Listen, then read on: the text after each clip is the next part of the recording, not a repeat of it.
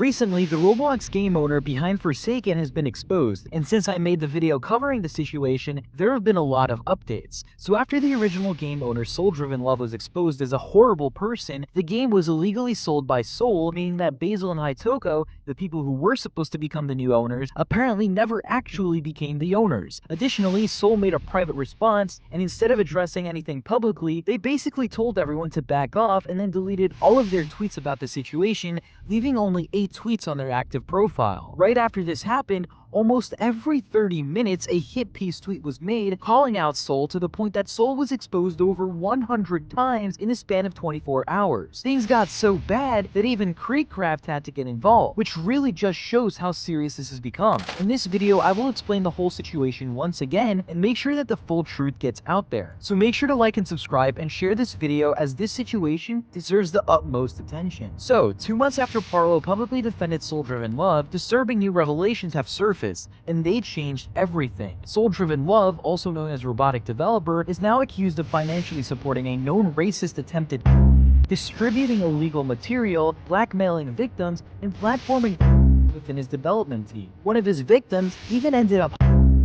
Despite publicly claiming that he had changed, Soul continued stalking and manipulating people behind the scenes. These actions were fully exposed in a recent video, backed by screenshots and direct testimony. In response, the Forsaken development team agreed to remove him from ownership. Soul's public statement was vague and deflective, and in private, he's been attempting to shift the blame instead of taking accountability. However, there's been some confusion. While Soul did agree to step down and even signed legal documents, he has since sold the game, violating that agreement. This segment of the video will clarify what happened, since some YouTubers have unintentionally spread misinformation based on outdated or inaccurate details. Just to establish a timeline real quick, Soul made an acknowledgement post of the on May 26th of 2025, and just a few hours after Soul's Twitter post where they acknowledged that they were exposed, a public announcement was made in the Forsaken Discord server, which announced that SoulDrivenLove had let go of their position as owner of Forsaken, and given the ownership to Hitoko and Basil. They specified ownership in that post. SoulDrivenLove actually lost all of their roles and was banned from the Forsaken Discord server after this happened. The following day, on May 27th of 2025, Hitoko publicly revealed that instead of finishing the agreed upon transfer, Soul had actually sold Forsaken to a third party. In his tweet, Hitoko expressed shock, writing, "Soul sold the game instead of finishing things. Thankfully though, we still have full control, as we've been told by the person. They have no intentions of being hands-on or anything, and they want us to continue the game as we've been." This statement was made in response to a post showing that the Forsaken dev team group was now owned by someone with a history of flipping Roblox games, essentially buying them and reselling them. Understandably, the Forsaken team was blindsided. Hitoko followed up by saying,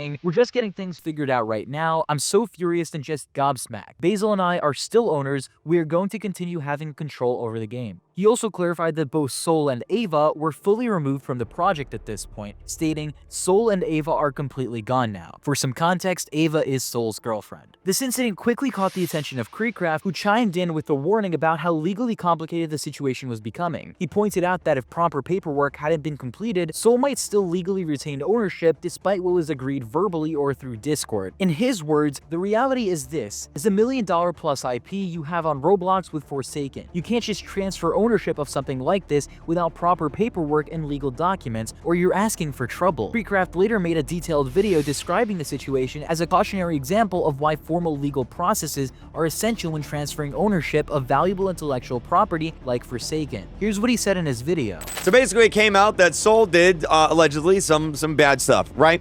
And so Soul decided to give ownership of Forsaken over to 2 of the developers that are working on the game, right? Here's actually the announcement in the Discord. And you might think that's where the story ends, right? Soul got exposed, they deleted all their tweets, left the internet, and now we got Basil and Hitoko. They're the new developers of the game. They own the game. Everything's great. Everything's sunshine and rainbows now, right? Well, no, actually. No, it's not. Because you see, late last night, Soul actually sold the game to someone completely different. Basically, Soul sold the game to somebody completely different, just unrelated to Forsaken. Soul's like, "Hey, I want my money. I'm selling the game. I'm out." They might be asking, well, how is that possible? But here's the thing. They never signed anything. Until there are legal documents signed, until a lawyer is present, it doesn't matter, right? This person can tweet out all day long that they're going to give ownership of the game to X, Y, and Z. It doesn't matter.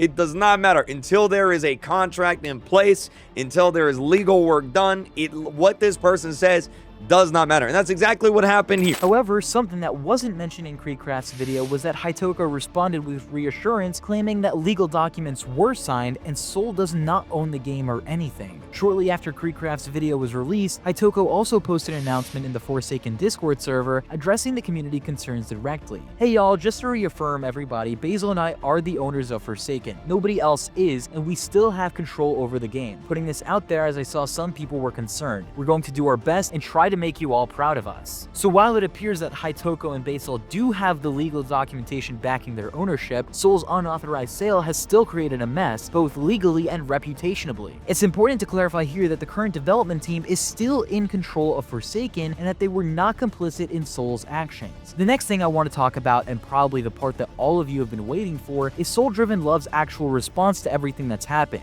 And after piecing together tweets, private DMs, and statements scattered across multiple platforms, I can confidently say that it is really, really bad. Let's start with Soul's private DM to the original creator of the expose. This person shared screenshots of their conversation and explained exactly what happened. They made a tweet saying, "Soul DM'd me about the video. I thought they were going to talk about the important or legality sensitive stuff, but no. They spent hours arguing about semantics, 2 hours straight on the definition of defending someone." And honestly, that lines up with what we've seen in screenshots. Instead of addressing the serious like the accusations involving doxing and their role in protecting known offenders, Soul spends the bulk of their energy nitpicking language, denying they ever defended QX. They were only there partially on his behalf, but the messages speak for themselves. In one message, Soul literally says, "I'm only here partially on QX's behalf because I know I had my history with him." That's not distancing yourself, that's literally doing PR damage control for someone credibly accused of hosting racism and transphobia. And when the original creator pushed back, Soul shifted the blame again onto someone else, specifically Fungus. They claimed it was mutually agreed that Fungus was behind it, but not them. This is someone who is now in juvenile detention and legally can't defend themselves. It's incredibly convenient for Soul to pin everything on them. Even worse, Soul tries to discredit the expose by saying it's full of exaggerated or cherry-picked information, when ironically, even the evidence they provide backs up what's in the video. And that brings us to the most disturbing part. Soul's private Twitter account, where they acknowledge something that should have ended this conversation for good. They admit to leaking the of a 16-year-old when they were 13. Let that sink in. Here's what they wrote. "I dated the dude in 2019 when I was around that time. I remember them being in their senior year of high school, but I can't tell if that's my memory with me or not, and I don't know what I'm going to do if it is, because that mean I really did leak a 16-year-old's when I was 13. That is not a rumor, that is not speculation, this is a confession. And even worse, there's no accountability, just confusion, deflection, and vague promises to maybe address it publicly sometime later." The person behind the expose ended up cutting off communication with Soul entirely, saying, "I have no interest in being lectured on character or true intentions by an abuser who never intended to hold himself accountable." And they're right, Soul didn't take accountability. He tried to gaslight the creator, he downplayed and deflected, he sold the game behind people's backs, and now he has the audacity to claim others are speaking over the victims when he's the one who silenced them to begin with. Support the victims. Do not let anyone twist that. No matter how complicated the situation looks on paper, that should always be the baseline.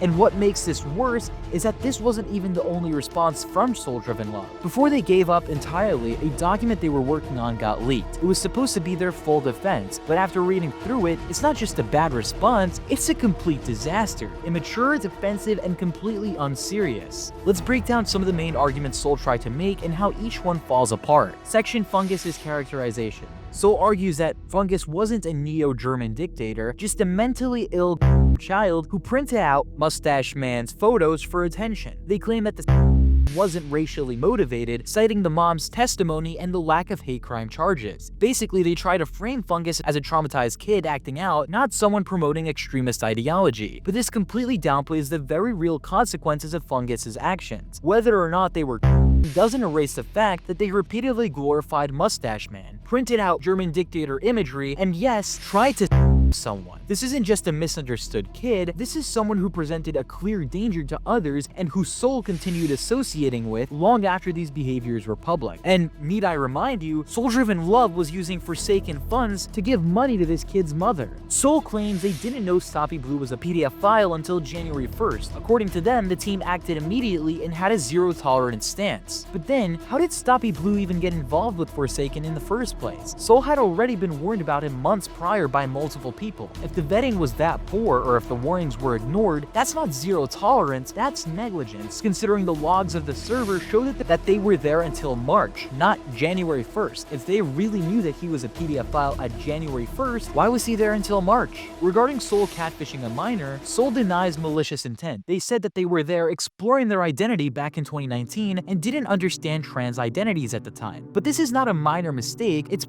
behavior dressed up as confusion. Messaging a minor while posing as someone else, regardless of gender identity, is deceptive and manipulative. And the fact that Soul refers to it as some quirky phase of personal identity exploration completely dodges accountability. Regarding Soul sharing, yes, Soul admitted to distributing material, but blames it on being and manipulated at age 13. They try to defend this by referencing legal cases like Roper v. Simmons and Enrique Gaut, claiming that they weren't cognitively responsible for their actions. This is a disturbing misuse of legal precedent. Those cases were about protecting minors from harsh criminal sentencing, not excusing child. And none of that explains why even years later, Soul continued to justify their actions, deflect blame, and never reported the incident to authorities or platforms. It's tragic, but it doesn't absolve you of harm caused to others. In regards to the defense of QXOW, Soul denies ever defending QXOW, claiming screenshots were misinterpreted. They say that they only engage with QXOW to correct misinformation, like people blaming them for Fungus's behavior. But here's the thing, if you truly weren't defending them, why go out of your way to message them at all? And why attempt to correct people on their behalf? That's not neutral, that's platforming someone who should have been cut off entirely. Regarding the section of general accountability, Soul says that they've acknowledged their past mistakes, then immediately pivot to attacking the exposed video, claiming that it exaggerated things, ignored the context, and exploited victims' stories. They even accused the video creator of corrupt justice for not giving their side more attention. But here's the problem. Soul had every chance to present their side. They were contacted, they responded, and their replies were included. The fact their response didn't change public perception is not proof of bias. It's proof that their excuses didn't hold up. Regarding the section about additional lapses, one part of the document, Soul accuses the victim of lying for clout and says people were in it for the views. They also claim that I have no reason to apologize when people are weaponizing my trauma. This is textbook deflection. Victims speaking out about harm they experienced is not clout chasing. Minimizing their trauma to elevate your own isn't just disrespectful, it's manipulative. Soul constantly positions themselves as the real victim, even while admitting to things like sharing.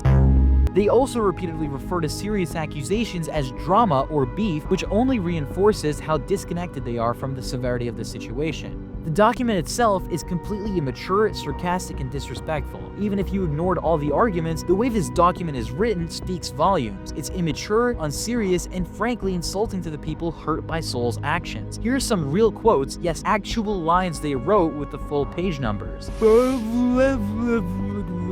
On page 9. That's not redacted, that's their actual input, in the middle of a supposed explanation. And the way they close the document says it all. Instead of wrapping it up with a final defense or apology, they leave us with, I can't do this, dude. I'm not just gonna write some like this is pathetic, on page 11, which really tells you everything. They couldn't even be bothered to complete their own defense against accusations of distribution and covering for PDF files. Throughout the document, the tone bounces between passive-aggressive rants, sarcastic jokes, and off-topic nonsense. It reads like someone's trying to be funny on Discord, not someone responding to the most serious allegations of their life. If this was their idea of a mature response, then frankly, it only proves how little they understood the harm they caused, or cared about taking responsibility for all of it. This wasn't a defense, it was a goddamn meltdown. Soul showed no respect to the victims, the community, or even the seriousness of the accusations themselves. The tone, the language, the sarcasm, all of it undermines any claim that they ever wanted to take accountability. And if this is the version they plan to release, just imagine what got left out. No matter how they try to spin it, the damage is real, and this document only makes it worse. And if all of this wasn't enough, it somehow got even worse when Soul was confronted directly. Now let's dig into the messages Soul sent to their friend. These texts pull back the curtain curtain on who Soul really is, and it's a far cry from the remorseful figure they tried to present. Right off the bat, Soul admits they never actually changed. They say, "I'm not a good person, never have been, and I never even changed a slight bit from 2021. They even claim they thought they were improving at one point, but that hope was an illusion, and crucially, they confess they never even showed a hint of real change. Soul calls themselves a monster, but this isn't about owning up or trying to make amends. Instead, they claim it was fate, saying some people are just fated to be monsters, and I guess I'm one of them. The characters they created,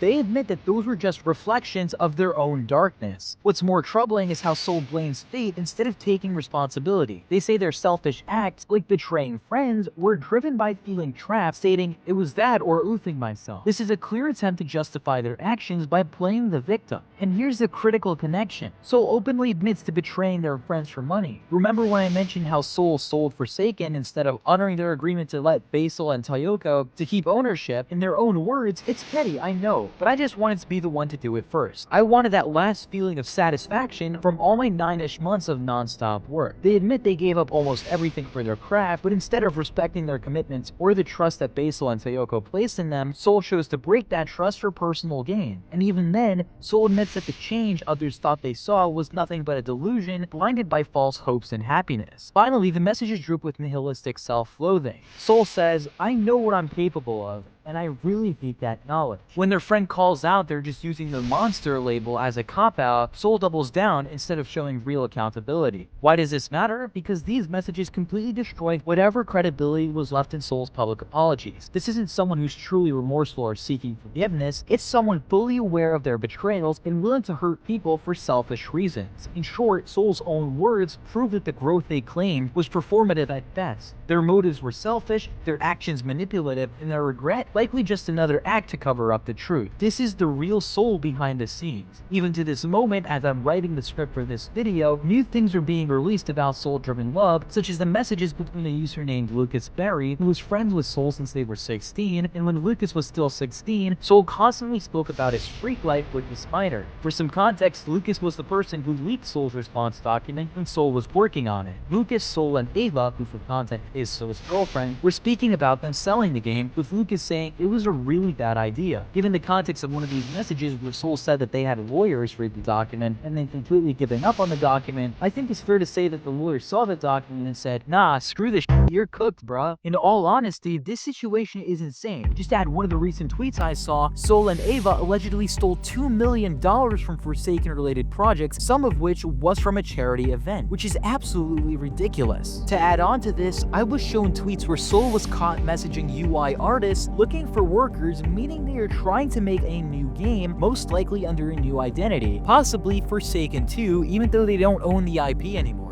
This entire Forsaken situation is a stark reminder that accountability isn't optional, especially when real people's lives are affected. From betrayal and manipulation to broken promises and serious legal questions, the truth has been messy and painful, but it can't be ignored. As this story continues to unfold, the most important thing is standing with the victims, demanding transparency, and holding everyone accountable for their actions, because no game, no community, and no platform is worth sacrificing safety and justice. Thanks for watching, and if you really care about the future of this community, please make sure to like, subscribe, and spread this video to help keep others informed. If there are any updates to this situation, I'll point it all out in another video in the future. Also, do be sure to join the Discord server for faster updates in situations like these. I'll see you in the next video.